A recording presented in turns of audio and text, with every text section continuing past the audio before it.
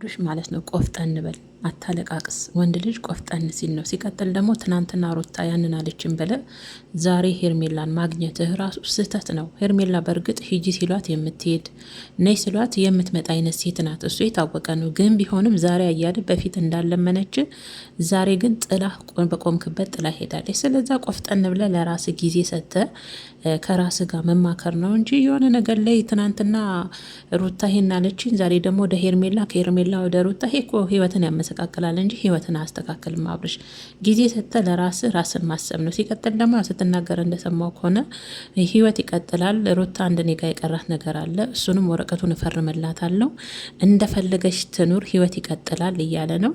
እሱም አሪፍ ውሳኔ እኮ ነው።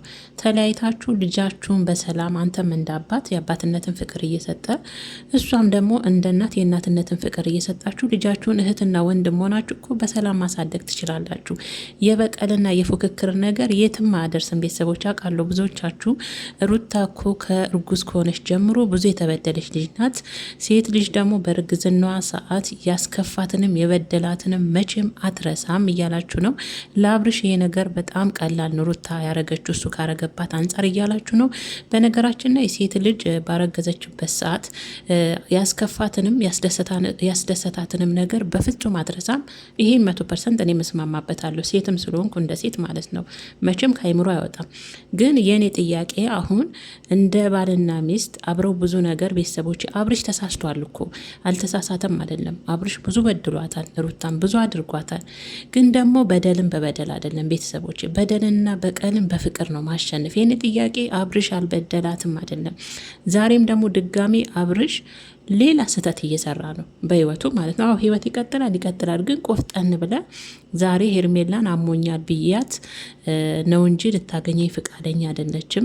በፍጹም ሩታ እንዴት አደረገኛለች ብዬ አላሰብኩም። በእርግጥ ብጠራጠርም ትንሽ ብፈራም እሷ በፊትም የዛተችብኝ ነገር አለ።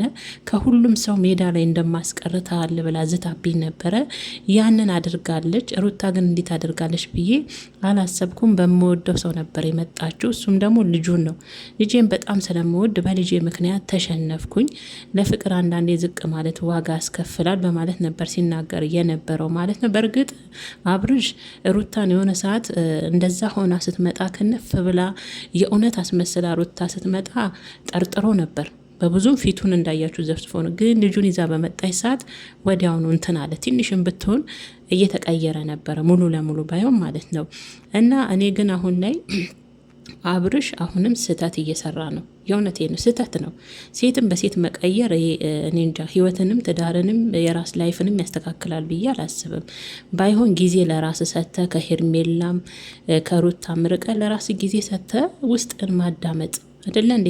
ሩታ ለምን እናደረገሽ ብለ ያጠፋውን ጥፋት ካለ ለሁለተኛው እንዳይደገም ራስን ማስተካከል፣ ራስን ማዘጋጀት፣ ለወደፊት ህይወት እንደዚህ አይነት ነገር እንዳይፈጠር ራስ ላይ መስራት ነው እንጂ ትናንትና ሩታ ይሄንን አለችኝ ዛሬ ደግሞ ሄርሜላን ይቅርታ ልጠይቃትና ወደ ህይወቴ ላምጣ፣ ስህተት ነው። እግዚአብሔርን እሺ፣ በድጋሚ እንኳን ሩታ እድሉን ብሰጥ አትችልም አሁን ከዚህ በኋላ ምክንያቱም ትናንት ሩታ ሄደች፣ ዛሬ ደግሞ አንተ ሄርሜላ ልመና መጣ። አየ ሄርሜላ ትናንት እንዳለመነች ዛሬ በቆምክበት እኔ እኮ አሞኛል ስላልክን የመጣሁት የበፊቱ እንድታስረዳኝ አልፈልግም። ካመመክ ሐኪም ቤት ልውሰድህ፣ በአንተ እንደማልጨክን ታውቃለህ። ከዚህ ውጭ ግን እኔ ምንም የምታስረዳኝ ነገር የለም፣ ከበፊቱ ነው ነግሬህ ነበረ በማለት በቆመበት ሳታስጨርሰው ነው ጥላው ሄደችው። አያችሁ አይደለም? አያችሁ። በእርግጥ ነገ ተመልሳ ትመጣለች ሄርሜላ። ሂጂ ሲሏት የምትሄድ ነይ ስትባል የምትመጣ አይነት ሴት ናት፣ የታወቀ ነው። ግን ቢሆንም አብርሽ አሁንም በድጋሚ በህይወት ላይ ስህተት እየሰራ ነው። በድጋሚ ስህተት ላይ ስህተት ነው። በቃ ሩታ ትናንት ያንን አልሽ ብሎ ዛሬ ሄርሜላ ላይ አጥፍቻለሁ እንደዚህ ቅልስልስ ብሎ ማለቃቀስ ደግሞ ቆፍጠን በል አብርሽ። ወንድ ልጅ ቆፍጠን ሲል ነው የሚያምርበት።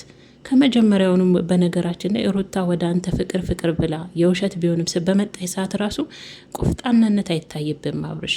በቃ እንደ ወንድ ልጅ ቆፍጠን ኮስተር በል እስቲ፣ ጀንተል በል እግዚአብሔርን። ወንድ ልጅ ቆፍጠን ሲል ነው ደስ የሚለው። በቃ ሄርሜላ ስታይ ደግሞ ቀለስልስ የምትለው ነገር ያም ብቻ ከባድ ነው አውቃለሁ።